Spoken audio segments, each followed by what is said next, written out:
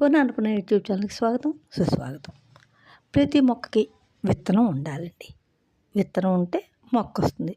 మొక్క నుండి మళ్ళీ కాయలు, పువ్వులు పూసి కాయలు కాస్తే కాయ మళ్ళీ పండు విత్తనంగా మారుతూ ఉంటుంది. అలా విత్తనం అక్కర్లేకుండా కూడా నాటేటటువంటి కొన్ని మొక్కలు కేవలం కొమ్మలు. మరువం ఉంది. మరువం కొంచెం చల్లని వాతావరణంలో నాటితే కనుక వాటి కొమ్మలు చాలండి ఎంతగానో విస్తరిస్తుంది. అంటే బాగా తేమ, చల్లదనం ఉంటుంది కదా, అటువంటి చోట మనం ఈ మరువం కొమ్మలు నాటితే ఎంతగానో విస్తరిస్తుందండి.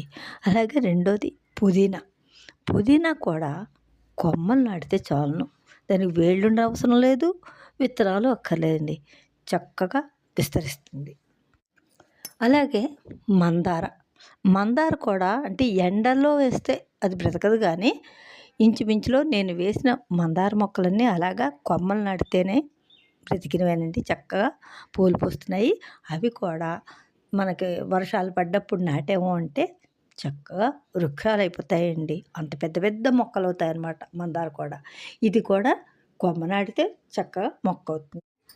ఇది లవండరు. ఇది కూడా కొమ్మలు పాతే ఇలా విస్తరిస్తుందండి. దేనికైనా నీరు, చల్లదనం కావాలి. ఇవన్నీ చిన్న జాగా ఉన్న పెంచుకునేటటువంటి చక్కటి మొక్కలు.